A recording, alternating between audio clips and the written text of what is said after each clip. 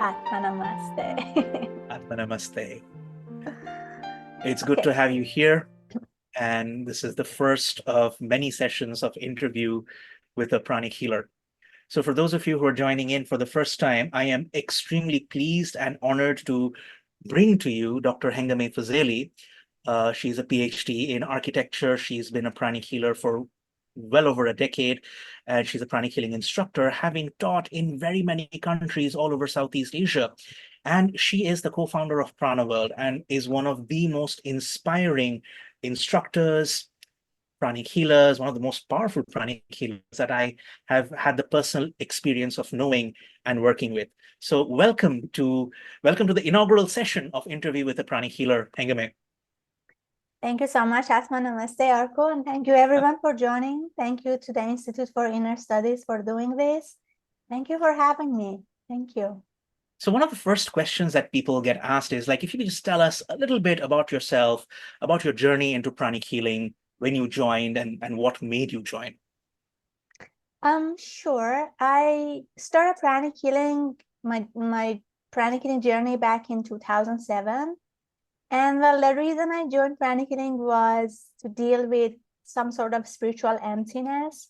I felt this sense of grief and sadness despite having everything. And I was wondering, what is this? I was really thinking I'm going to be depressed, which I later came to know it was because of lack of spiritual energy. And pranic healing really was brought to me at the right time. And it helped me to come out of that sort of grief and sadness. Can you share a little bit about what that spiritual emptiness feeling was like? And I'm asking this on the basis of sometimes I feel like I am depressed, but then I've got nothing to be depressed about. I've got good health, happy relationships, financially I'm stable. So what was that feeling like? Well, like you have everything. Yes, I had fantastic family. I had friends. I was studying in one of the best architecture schools in my country. And yet I was feeling like lonely inside. I'm not sure if you can relate to that. And it all started when my whole purpose of becoming a famous architect just shattered because of hearing that one of the most famous architects, who was my role model, died alone in a metro. And it just broke my idea of the purpose, what should be my purpose. And so I was feeling a bit lonely, I guess, despite having friends and family. And later, when I started to do meditation on twin hearts, I felt that when divine energy came inside, and I started to feel this happiness and joy from within, which was lacking before. That's a very interesting thing because I remember when I guess all of us who are on the spiritual path tend to have these times of depression or emptiness. I remember waking up one morning and thinking that I had nothing to look forward to. Yeah, exactly. And that kind of emptiness is horrible. Yeah, it's like you feel, what's the point? Because everything is temporary. Even if you are the best architect in the world, once you die, it's all gone. Even in your next life, you can't even recall who you were. So everything is just temporary until you find that purpose, which is more permanent. And that could be spiritual development, or could be helping others, or a combination of all of these. So, in what way would you say that pranic healing has improved your life? And, could you share one of your transformation stories? Sure, it's a really good question. I have witnessed a lot of miraculous healings throughout my journey in pranic healing, but what I value the most is the spiritual development and the personal transformation one gets from practicing pranic healing. As an example, since I was a kid, I was a child, I was dealing with shyness to the extent that when teachers were asking questions, though I knew the answers, I found it very difficult to reply in front of the rest of the students. And, talking in front of even a small group of people was a big no for me. So I couldn't really show my talents, and I would always remain in the background. So after learning pranic healing, I made it a point to practice on myself almost every day. And you are a pranic healer, so you know that there are so many techniques that you can use, from pranic psychotherapy to instructive healing to divine healing, whiteboard technique.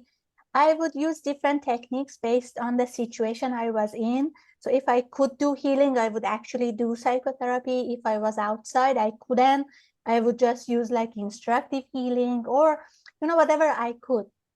And gradually I noticed it is getting better. And I was finding it easier to talk in front of people. And eventually I gave a talk in front of like over 2,500 people in the Philippines during the Pranic Healers Convention back in 2017. You were there. I was I'm sure there. you will remember that, which was a huge success for me. Like, if it was the old me, even sitting here and interviewing with you would be a big no. Oh, I would yes.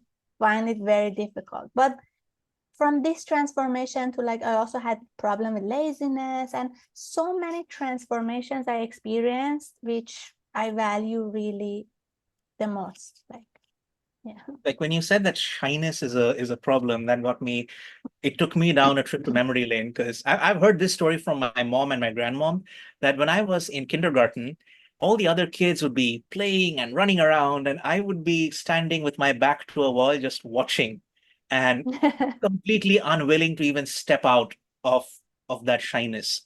And now we've done sessions together, and I remember you in the 2017 global convention, where I remember you before you went backstage, and then the personality that came out on stage. I was like, those are two different people. Those are two different Yeah. people. And you see, it's not just giving talk in front of like people, it was even like masters there. Mm. So for me, if it was the old me with that shyness, even in front of a small group was a no, like let alone more than 2,500 people, including masters, including seniors. That was really huge. It was huge. And you developed, the talk was on feng shui and the Yes, practical that's right. applications.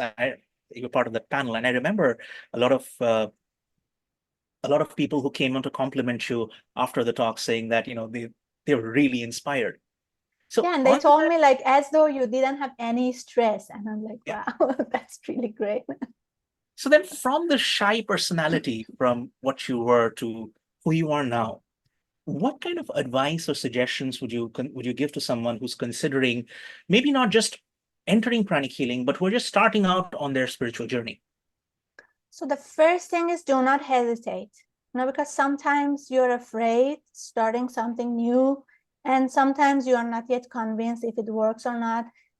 I would just say, don't hesitate. Just join the classes as soon as you can, and practice the teachings. Because without practicing, I think change is impossible.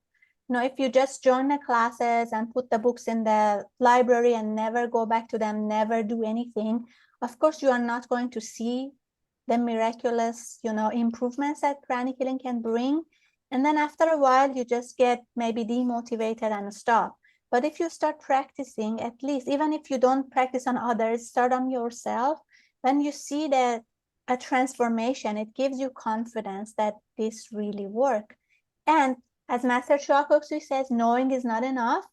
Mhm. One must remember the teachings, regularly practice the teachings until they are mastered. Of course, to mastering is a long journey, but at least we can see improvement. I remember I joined Pranic Healing because of a spiritual emptiness, I told you. So I was not yet convinced so much on healing aspect, because I was a bit, my mind was logical. So I Mhm. was thinking when I was doing healing on others that, what if nothing happens? Like, you don't even see the energy. Like, am I really fooling myself? That was like question I had.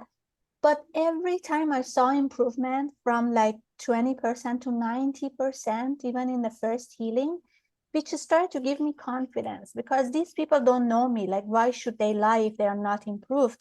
So they actually share what is the truth, especially if you do healing on people who don't know you, like not your family members, not your friends. So it gave me confidence that healing really worked. Now if I do healing and after the healing the impact is not as I expect, then I start questioning like what went wrong, because it should be some improvement when you practice. Yeah, so when we are starting out, this imposter syndrome, that am I really doing something, that kicks in a big way. So just asking a question along that line, how important is it for people to have a mentor or to practice in a group? Because like you said, if someone just puts the book in a library and then they just don't practice, then how do we work around that? Well, yeah, group really helps because especially I see with newcomers, many of them, they don't have the confidence to start working on other people from the start. Sometimes they are afraid, what if we do something wrong? And then there is like a side effect or whatever. But when we do as a group, you gain more confidence and you see other people doing it. If you have questions, you can ask your mentors, you can ask other people. And so it's easier, always easier to practice in a group. So then, do you have any memorable experiences or any moments when pranic healing really significantly impacted someone else's life like that? Oh, well, yeah, a lot. You know, I love healing, and it is really nice seeing people's happiness and relief when their suffering is reduced or gone. I'm sure you have experienced this when you do healing on people. So doing so much healing helped me to win the title of Energy Healer of the Year in 2020 in Malaysia. And so there are so many stories to share. Um, if I recall, one of the amazing healing stories I remember is about an old lady who had severe back pain. She was walking with difficulties, and according to her, when she sat down, she couldn't stand up easily without pain or without getting help from others. After just one session of healing, I asked her how she felt. She said she's feeling better, less pain, but she can't really say unless she like tries to stand up. So I said, okay, let's try, let's test it. Just get up. And she just stood up easily without any pain, which was amazing. She looked so surprised because she always like find it so hard to get up. And she just stood up and she was very happy.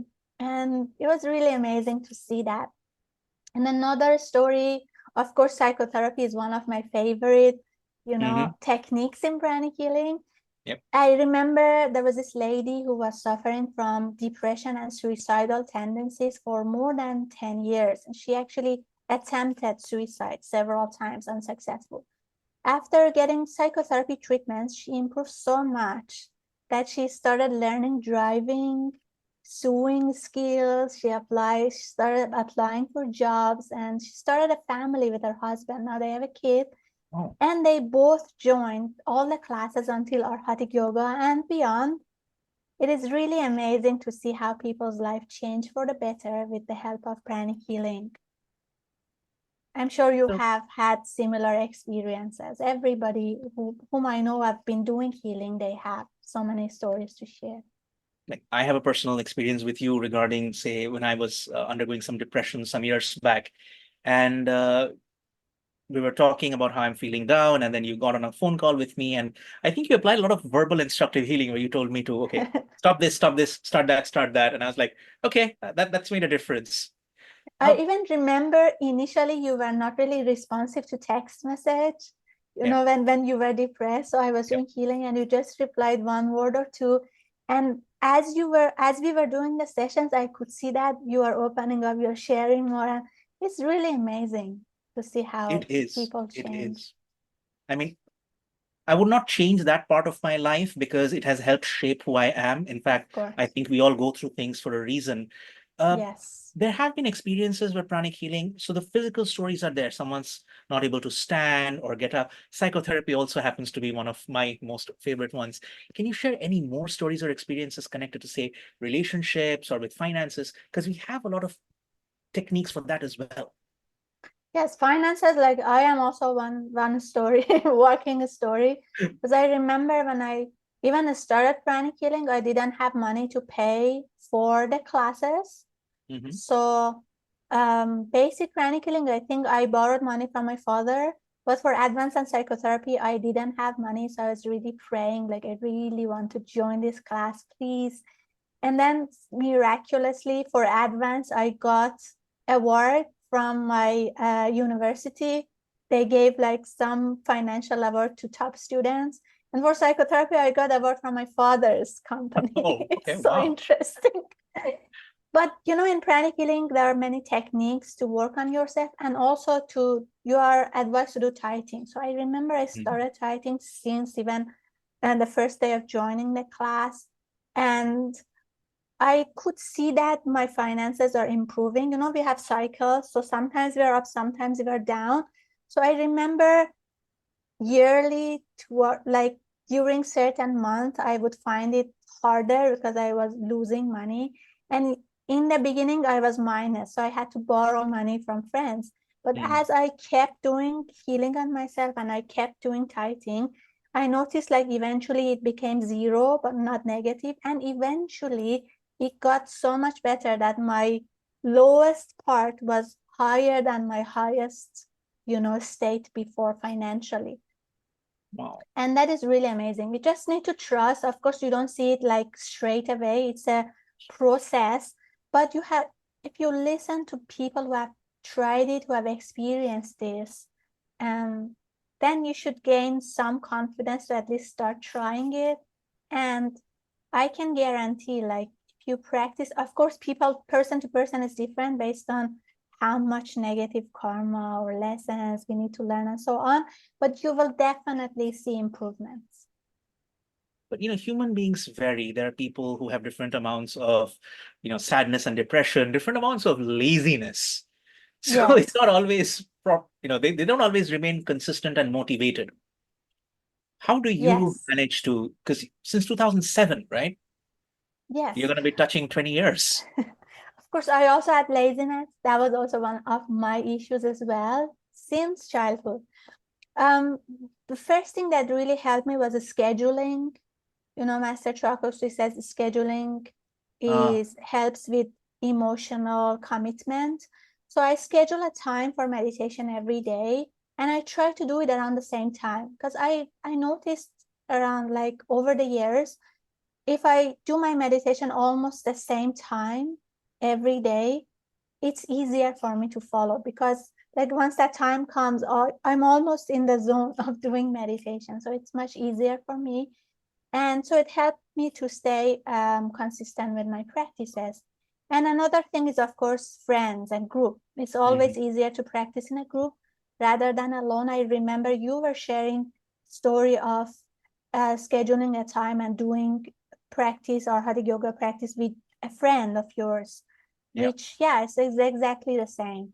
So um, when we do it in a group or as a group, it's much easier also to stay consistent. So are you a morning meditator or an evening meditator? Well, I used to be morning, but now I usually do it in the evening, because that time is when I'm more relaxed, like all the morning stress and work and everything is done. And so evening is like I can be focused, I can be quiet, it can be quiet, and it's easier now for me. So do you feel Yeah. any difference from when you're doing in the morning and now?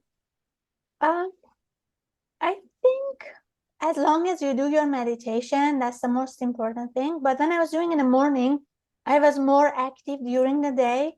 Like I found like I would be more productive even afternoon, because I'm a morning person. In the morning, I'm very active.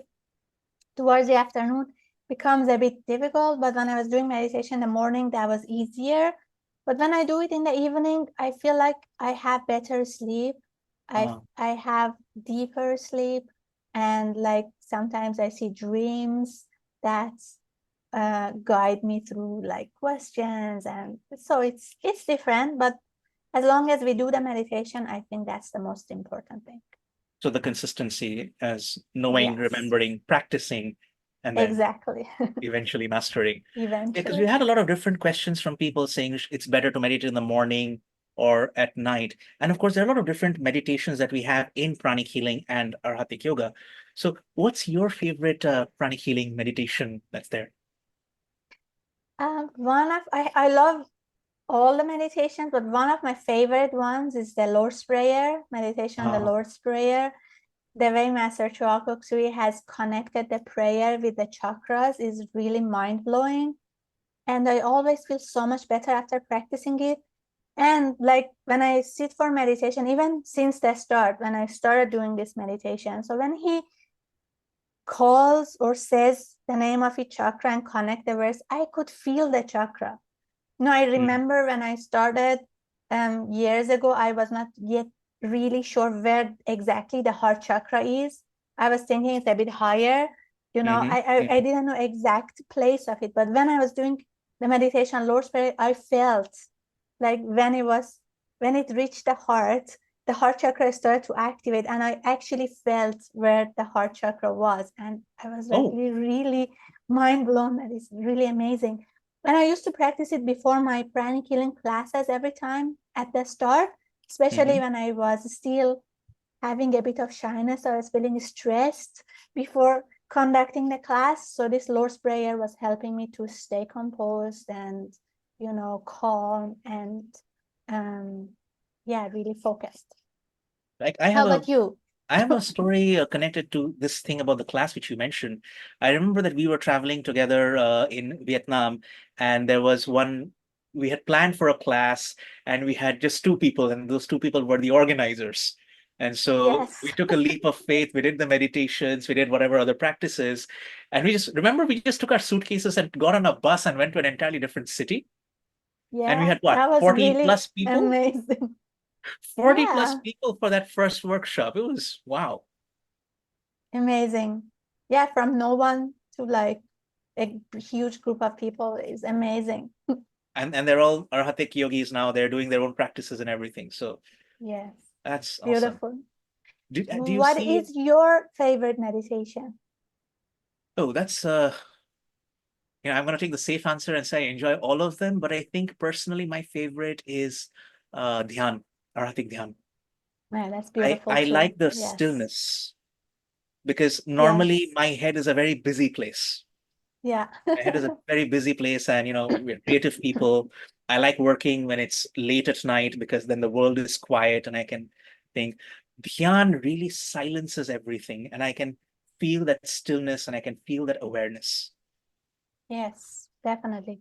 And Twin Hearts with psychological healing, that is Oh yeah. also fantastic. That helped me so much when I started pranic healing. Yeah, I think psychotherapy is one of the best techniques exactly. we've I got. feel like everybody needs it. Everybody. Like advanced pranic healing, you may use it case to case. If you are in pain, if you have a problem, you use. But I feel like psychotherapy, everybody needs, Oh because yeah. everyone experience stress, worry, anger, frustration, like in a day-to-day basis. So I feel like everybody needs to know the technique. And it's so easy. It's It's easy. so easy and so powerful. It Yeah. is one of the simplicity of the techniques. As the Master Cho says, don't be fooled by the simplicity of it. The fact that it has so much potency. And right now, with so much chaos and the news cycle being very depressing, I think psychotherapy, you're right, it's something that we definitely need. Yes. And I love teaching it. Like I always feel so excited before the psychotherapy class, although I've like done it so many times, but every time I was excited because when you see people's like faces changes and they apply psychotherapy on each other, it's amazing. Amazing. That's the thing. I don't know if, like, you've probably transformed several thousand lives by now, teaching, healing for all these years. Yeah, I don't know, I can't say, but it's all I'm so thankful to Master Shwakoksir for this gift. It's amazing. Amazing. So if I asked you, and this is a cheeky question, what's one advice that you would like to give to everybody? Okay, one advice I received from someone, from Master Daphne, and which really stuck with me until now. When we started Prana World as an online blog back in 2011, but it only became a physical center, I think, in 2015, if you remember. Mhm. And you were part of it, like the whole journey. And so I remember I was so scared because she was one of the people who asked us to start Prana World as a physical center, and she motivated us. But I was really scared because I was thinking, what if we fail? What if no Mm. one join so many what ifs. So I was talking to her and I told her I'm really scared opening Pranic Healing Prana World as a physical center, because before that I was in the Pranic Healing Malaysia Foundation. Yeah. So she said the only thing that can lead to failure is laziness. Physical laziness, emotional laziness, mental laziness, and spiritual laziness. If you're industrious, you will find a way. And she was so right. Because whoever is like an entrepreneur here, they know that especially when you start, it's hard. First 2 years at least, I can say, was hard, and I was really stressed in the beginning. And problems happen. Like it could be financial, it could be relationship-wise with people, or so many things. But if you are industrious, you will find a way. So you think, you will find solutions, you apply, you never give up, and finally you will make it a success. And she was so right when I look back now. So you mentioned that in that journey, the first couple of years were difficult and there were these problems. And I've heard some people say that when you get on the spiritual path, apparently a lot of hardships and negativities come into your life. Do you have any thoughts about this one? I feel like it's not that true. Maybe it's true for some people or some other spiritual techniques. I don't know. But you know, Master Choa has made it so scientifically based, and he already gave solutions before problems happen. So like since the moment you start, he encourages you to do meditation twin hearts, which is a form of service. So you are already generating good karma, and you are already opening up your heart, you're opening up your crown. It's like a foundation for all advanced meditations later in our Hatha Yoga. And then he already from basic Pranic Healing encourages you to start doing tithing, donation, which is also another way of generating good karma. And then he encourages you to do free healing on people, which not only help you to learn more and practice more, but again, generate more good karma. I can say like since 2007 that I joined, touch wood, I haven't been to any doctor for a serious problem, because I feel like before anything even happened, when you do healing on other people, somehow it comes back to you. Either you get a warning, like, you know, guidance to do something for yourself, or you have a lot of friends who are healers. So if you are sick, you can just message and say, can you please do healing for me? So you are like, somehow it's protected, somehow it's so safe that you can grow spiritually fast, but not really going through so much of hardship. Of course, challenges happen in life and we learn through the challenges. But I remember Shri Ram was saying, when you are in pranic healing, when a challenge happens, you only think, what technique should I use? So you don't think like, what should I do? You just think, what technique should I use? Because you have tons of techniques to choose from and to improve. And again, you have a great community, not only in your country, but around the world. Like how we got connected was also through Pranic Healing. We are in different countries, but yet we got connected and we started like this journey together and helping each other. And Pranic Healing is everywhere. So even if you leave your country and go somewhere else, you have a family there and they help you and you help them. So I don't think, if you really practice, as Master says, follow simple instructions, it shouldn't be like, as you said, challenges happen, but you can deal with them. And you have tools to deal with them, and you have friends to help you deal with them. My personal perspective on this is a little different from what the other people say, that, you know, like you do more higher levels and more bad karma comes. My understanding of it is that you've got some, look, none of us are perfect. We've got a light side and a dark side. And there's a story in one of the recommended readings of Master Choa Kok Sui in Autobiography of a Yogi, that there was a person who was karmically entitled to be crushed by a boulder, but instead he got hit by a pebble. So he still got hit by a stone, but, you know, not crushed by a boulder. So my understanding is, if there's some sort of difficulty in life, say, thank you, I can work this out simply, and then just focus on, like you said, focus on the technique. What can I do to get out of this? Exactly.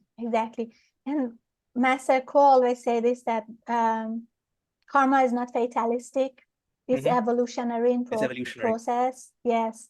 So it's not like to really punish us, but to teach us a lesson. So if we learn and if we try techniques to improve it, to generate good karma, it will neutralize, it will go away. It's not like to punish. It's not to punish. So the question is, we've been talking for almost an hour and it's been really amazing. But if I had to ask you, what would be the one giveaway or takeaway that you'd like to leave the audience with? Well, I think Master Choakotsu has already left us with this message. Practice diligently, continue to purify yourself, and spread the teachings. Spread the I think teachings. that is something that we all have to follow. Yes. I mean, we have been collaborating for what, almost 10 years now? Almost 10 years. And it feels like there's so much, we've done a lot, but there's so much left to do. Exactly. Exactly. I So hope thank you so much for having me, and really thanking the Institute for Inner Studies for this initiative. And I heard there will be a lot more of these sessions. So I invite people to stay tuned. If you have questions, ask. And yeah, continue joining the sessions on the Institute for Inner Studies, on Beyond the Mind, and practice. Thank you so much, Arko. It was a pleasure. Thank you so much, Hengameh. Thank you, everyone, for joining us for this interview with the Pranic Healer, the first of the series. We are going to bring you more inspiring stories of Pranic healers across the world, different countries, different timelines, as they shared their experiences and their stories. Some of them would have met Master Choa, and they have that extra information. Join us for more. We look forward to seeing you there. Atma Namaste. Atma Namaste.